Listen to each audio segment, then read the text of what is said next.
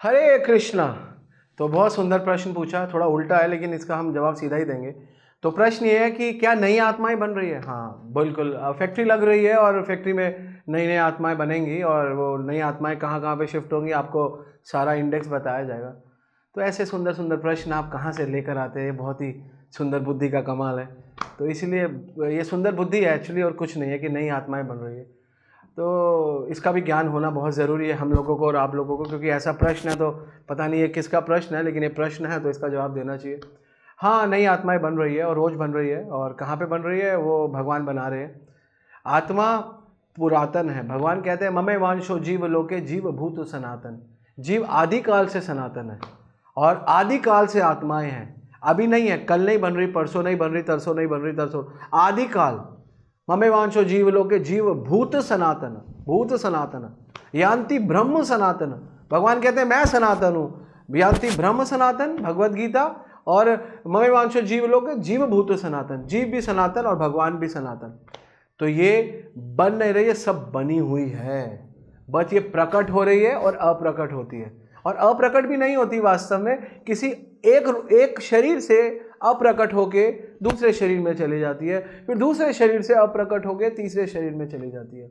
जब हमारा ज्ञान का स्तर बहुत कमज़ोर होता है तो हम हर चीज़ को भौतिक बुद्धि से भौतिक स्तर पर ही समझते हैं, हम उसके आध्यात्मिक स्तर पर नहीं समझ पाते। इसलिए ऐसे ऐसे प्रश्न हमारे पास आते हैं कि क्या आत्मा बन रही है, क्या आत्मा बढ़ रही है? आत्मा सनातन है, सनातन थी और सनातन रहेगी। इसीलिए हमारा धर्म सनातन है, सनातन था, सनातन ही रहेगा।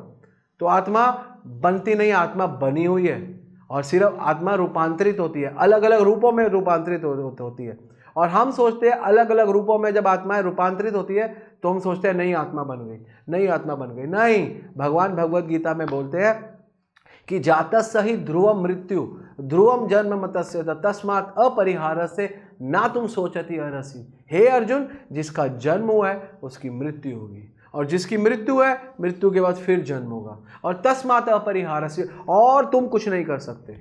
यू कांट डू एनीथिंग, तुम कुछ नहीं कर सकते, हम कुछ नहीं कर सकते। तो ना तुम सोचती है, इसलिए शोक मत करो, ना शोक करो, ना ऐसे विचार करो। अगर ऐसे शोक करोगे, ऐसे विचारों को लाओगे तो भ्रमित हो जाओगे। इसलिए गीता भागवत के ज्ञान से जुड़े रहो। और ये निष्कर्ष है गीता भागवत के ज्ञान का, ना आत्मा प्रकट होती है, ना ये आत्मा बार बार बनती है। आत्मा सबकी, आत्मा सनातन है और ये आत्मा बनती नहीं है। जो चीज़ सनातन है वो बनती नहीं है।